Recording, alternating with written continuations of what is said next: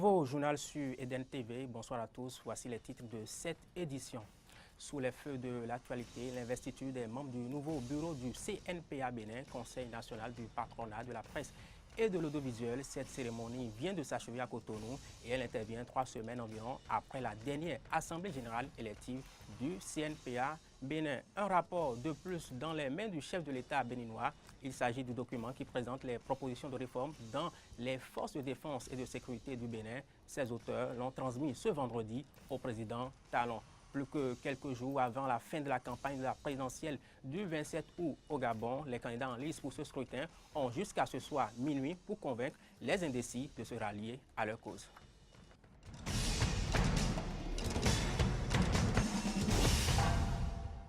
La commission chargée des réformes au sein des forces de défense et de sécurité béninoises a rendu ce vendredi son rapport au président de la République, Patrice Talon.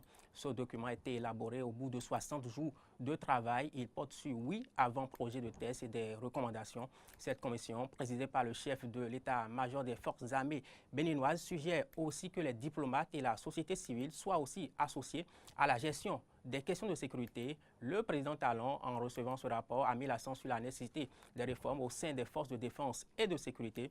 Je vous propose d'écouter quelques propos recueillis à l'occasion de la cérémonie qui a eu lieu ce vendredi à la présidence de la République.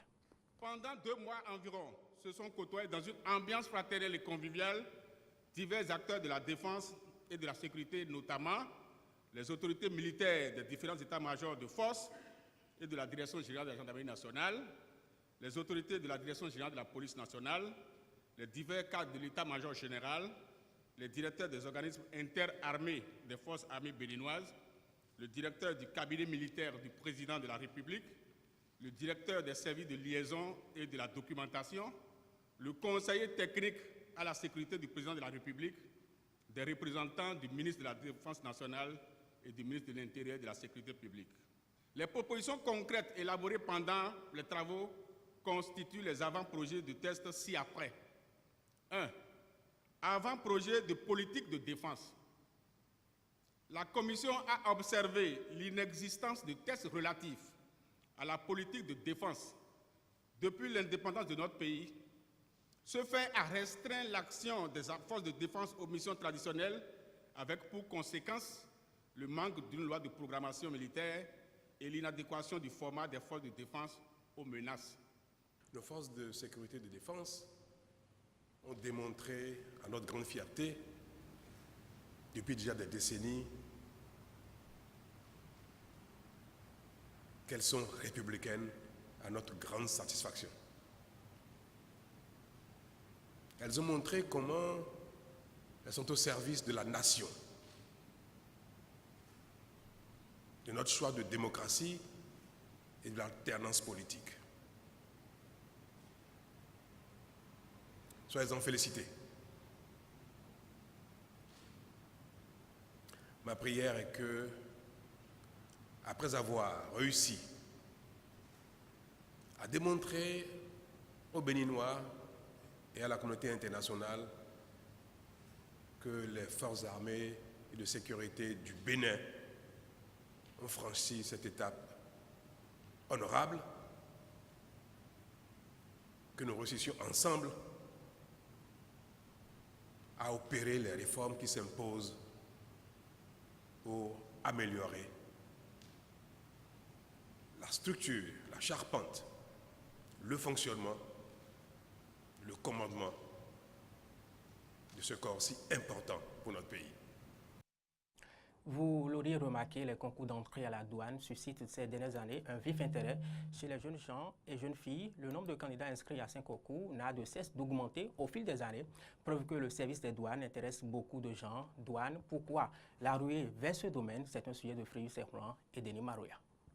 Le douanier est un fonctionnaire de l'État investi du pouvoir public qui peut porter les attributs de la puissance publique, à savoir une tenue, des armes pour assurer le recouvrement des recettes au profit du trésor public. Son travail se déroule aux frontières et à l'intérieur du territoire national dans différentes brigades. Depuis quelques années, on remarque l'engouement de nombreux jeunes pour ce métier. Et cela se justifie davantage par l'effectif pléthorique de postulants au concours de recrutement de la douane. Comment peut-on expliquer cet état de choses? Marcelin Zanon, ancien colonel des douanes à la retraite, a son idée sur la question. Le douanier qui fait correctement son travail va gagner beaucoup d'argent. Ça, l'État a prévu cela. Rien que les parts de saisissants, les primes et indemnités que l'État verse aux douaniers lorsqu'ils font bien leur travail. Contrairement aux anciens douaniers, il n'est pas rare que les jeunes fassent des dépenses ostentatoires, exposent des biens, montrent un début d'embourgeoisement, ce qui, à tout le moins, attire les regards. Quand tu es douanier, peut-être en 5 ans, tu as la possibilité d'avoir ta voiture, d'avoir une maison. Ah mais lui, depuis 10 ans, il travaille pour le même État, mais il n'a pas ça. Ah ben il faut que mon enfant aille là, parce que tout le monde souhaite que son enfant soit dans les meilleures conditions possibles. Aujourd'hui, la douane est devenue un fonds de commerce où tous les politiciens veulent avoir un douanier quelque part à une frontière. C'est ça qui a conduit que lorsque on lance un concours pour recruter peut-être 5 ou 10 douaniers, on a près de 10 000 candidats. Et lorsque ça se passe comme ça, eh bien, il faut s'attendre à tous les excès. Et les excès, c'est que donc il faut forcer pour entrer, eh bien, on peut le faire par des moyens frauduleux. Une thèse que ne refutent pas quelques anciens candidats aux concours antérieurs au profit de la douane. À chaque fois quand j'entends, ils ont attrapé des marchandises, ils ont fait ci, ça suscite quelque chose en moi, à vouloir être avec eux, à travailler avec eux. C'est un métier qui donne beaucoup. Voilà. Sans rien faire, tu as l'argent. C'est des belles maisons, des belles voitures, surtout de l'argent. Tu as tous les moyens qu'il te faut. Si tu as eu la chance d'être un douanier dans ta vie, tu as tout. Ça donne beaucoup de l'argent. La plupart des douaniers sont aisés. Je ne connais pas un douanier qui est pauvre. Et tout le monde veut être riche. Et c'était l'occasion pour moi d'intégrer la fonction publique. Si devenir douanier semble être pour certains jeunes et certaines familles le moyen le plus sûr de se porter en tête de l'échelle sociale, il est aussi bien de savoir que l'incivisme fiscal des populations fait courir des dangers colossaux aux douaniers. Il y a la possibilité potentielle qu'il soit facilement corrompu, qu'il donne dans la corruption, qu'il donne dans la prévarication, toute chose contraire à l'éthique. Il est déjà arrivé que des douaniers, dans l'exercice de leur fonction, aient été appréhendés par les fraudeurs qui, à des moments donnés dans ce pays, ont attaché le douanier sur un arbre et ont mis du feu en bas. Il est déjà arrivé que des contrebandiers aient assassiné des douaniers qui travaillaient pour le compte de l'État. Riche d'environ 700 agents, la douane béninoise contribue en grande partie au renflouement des caisses publiques. Voilà ce que l'on pouvait dire sur les forces de défense et de sécurité. Dans l'actualité également, l'investiture des membres du nouveau bureau du CNPA, je vous l'annonçais dans le sommet, la vingtaine de membres de ce bureau vient d'être installée plutôt dans ses fonctions. C'est le CNCB, Conseil national des chargeurs du Bénin, qui accueille l'activité ou qui a accueilli l'activité. Le nouveau bureau est présidé par Basile Chibozo. Il remplace celui de Malik Gominan. Nous vous en parlions hier aussi. Les obsèques d'Émile d'Alain Zinsou se sont achevées dans la journée de ce jeudi par son inhumation. Avant cela, une messe d'enterrement du défunt a été célébrée à l'église Saint-Michel de Cotonou, mais ce que nous n'avons pas pu couvrir, l'accès à l'église ayant été interdit pour plusieurs médias par les forces de l'ordre. Du coup, on s'est contenté de ces images de l'arrivée dans cette église de la famille du défunt, des personnalités politiques béninoises, des membres d'autres personnalités étrangères également, tels l'Ivoirien Charles Konan Bani et Gilles Christ Olympio, l'opposant historique togolais. Écoutez ce que certaines personnalités ont déclaré au thème de cette messe. D'abord, c'est un souvenir d'humilité, de rigueur et d'une très grande gentillesse. Et je crois que le président a honoré notre famille de son amitié. Il essaie de nous mettre à l'aise. Et une fois, nous étions allés le saluer pour la fête des pères, après lui avoir envoyé des fleurs. Il nous a dit, j'espère que quand je ne serai pas là, vous continuerez à m'envoyer des fleurs. Alain Zinsou est un homme d'exemple. Il a semé.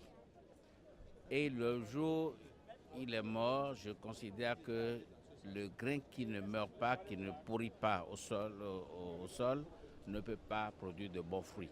Et aujourd'hui, nous sommes ses héritiers. Et je considère que nous devons garder ça en souvenir. Il aimait notre pays et il a essayé de faire la promotion de notre pays partout. Je l'ai amené voir tous les présidents africains et j'ai vu en quels termes il parlait de notre pays, du Dahomey, du Bénin. Souvent, quand il en parlait, il avait même les larmes aux yeux. Il aime cette terre. Il est de la génération de mon père. Ils ont été à l'école ensemble. Et quand je le vois, c'est comme quand je vois mon feu père. Ensuite, c'est un homme d'État avec toute l'expérience nationale et continentale qui va avec. Et donc, c'était toujours un plaisir de lui parler de ces choses-là, de lui parler du continent, des enjeux, des défis qui nous sont proposés. Et donc, ce sont ces souvenirs qui vous traversent quand vous venez aux obsèques de quelqu'un comme le président Zinsou. Vous avez vu la pluie qu'il y a eu ce matin. C'est ça qui caractérise les grands hommes de paix, les hommes qui ont un bon esprit. Oh, c'est son franc-parler qui a disparu, son intégrité et sa rigueur dans le travail. Aujourd'hui, nous ne retrouvons plus cette rigueur. J'ai eu la chance de le croiser plusieurs fois devant cette église même où il venait se recueillir tout en restant dans sa voiture. Et je crois que c'est une chance pour nous jeunes d'être témoins de ce genre d'événement. Nous sommes venus lui dire adieu. C'est douloureux, quel que soit l'âge qu'il a, c'est quand même douloureux de dire adieu à un patriarche. Je souhaite vraiment que la terre lui soit légère et surtout que la jeunesse béninoise puisse s'inspirer du modèle qu'il a été pour que nous puissions construire notre pays. 24 heures avant la cérémonie de ce jeudi, Feu Émile Delin Zinsou bénéficiait d'un hommage de la nation. L'événement a eu lieu au Palais des Congrès. Il a été marqué par l'évocation du parcours et de la personnalité du défunt. Émile Delin Zinsou a dirigé le Dahomey à la fin des années 60, Dahomey devenu Bénin. Santé, pour certains, ce n'est qu'un moyen de prévention des maladies sexuellement transmissibles. Pour d'autres, ce n'est que du latex, et vous l'aurez compris, on parle du préservatif. Du coup, son choix se fait sans aucune règle. Pourtant, le choix d'un préservatif ne devrait pas être fait au hasard. Et vous allez le voir, le respect de ce principe peut faire éviter bien de problèmes. La taille, l'épaisseur, les formes de relief, la matière et la date de péremption. Plusieurs éléments devraient intervenir dans le choix des préservatifs. Mais il est à remarquer que les clients ne se préoccupent pas de ces détails avant tout achat de condoms. Moi, je dis seulement, je vais acheter le préservatif. On me sert et je mets mon truc dans ma poche et je pars. Parce que quand je porte, ça me va. Bon, et aussi, vous savez, on achète ça discrètement. Quels sont les réflexes et les critères qui doivent guider un client dans le choix d'un préservatif? Je recommande à tout un chacun, quand il veut prendre des préservatifs, de bien vérifier la date de péremption. Parce que c'est également un gage de sécurité. À poser sur l'emballage une mention EC et REP. En fait, le EC, c'est une norme de l'Union européenne. Ce préservatif a subi donc des tests de qualité et de sécurité. Ici, ils ont mis catégorie fin au niveau de l'épaisseur de la tête. Donc c'est fin et ça a une surface lisse, d'accord. Et puis également au niveau de la largeur nominale, c'est 53 mm. Il y a les préservatifs extra lubrifiés qui sont indiqués chez un couple par exemple dont la femme souffre d'une irritation ou de sécheresse vaginale.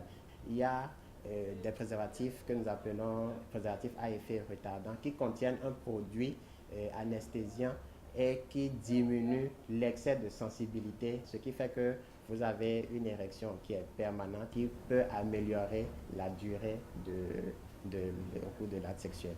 Maintenant, pour les couples qui veulent beaucoup plus de sensations, qui sont déjà expérimentés, qui veulent essayer beaucoup d'autres gammes, il y a les préservatifs texturés qui comprennent des micro-perles spécialement positionnées à la surface du préservatif. Quelles sont les conséquences liées à un choix hasardeux de son condom?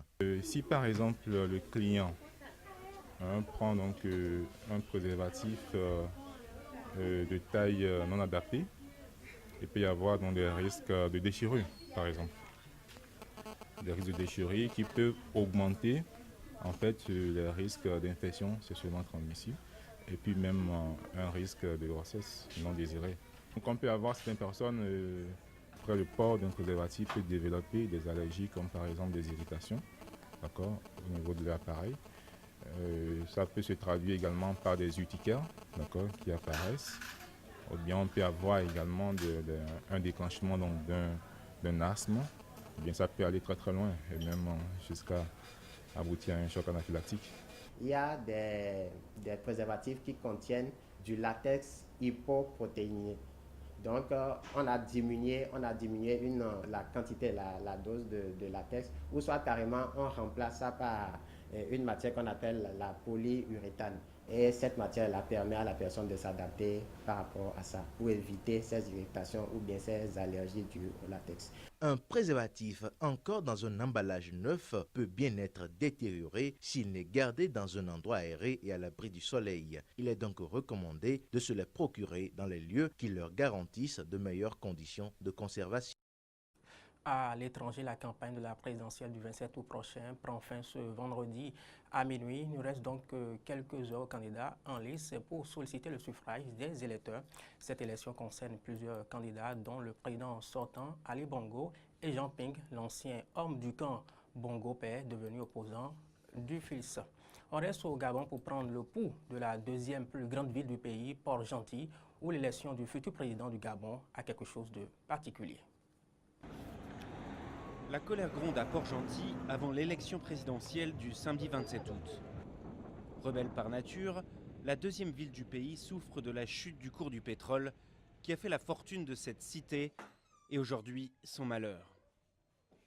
Pour nous, nous partions de 2004 à plus de 500 employés et aujourd'hui nous avions été frappés à plus de 75% de réduction des effectifs.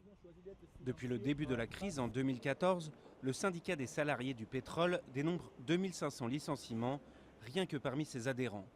Non seulement au sein des majors comme Shell, mais aussi de leurs prestataires. Si ces personnes manifestent leur frustration dans les urnes, eh bien ça peut être dommageable pour le candidat du gouvernement en place. En 2009, des violences ont éclaté à Port-Gentil après l'annonce de l'élection d'Ali Bongo, qui prenait la place de son père. Fabrice travaillait pour une société américaine de forage. Il a ouvert un bar après avoir été licencié. Je suis obligé de faire ça pour subvenir aux besoins de ma famille. Je souhaiterais simplement que le scrutin du 27 se passe dans la bonne ambiance, que celui qui aura perdu accepte qu'il a perdu. Au Gabon, plus petit membre de l'OPEP, le résultat des élections se mesure souvent au prix du baril, tout comme la réaction des habitants au résultat. La Somalie, toujours en proie à la violence, ce jeudi, c'est un restaurant qui a été attaqué par les islamistes Chebab. Commentaire Antoinette Sabou.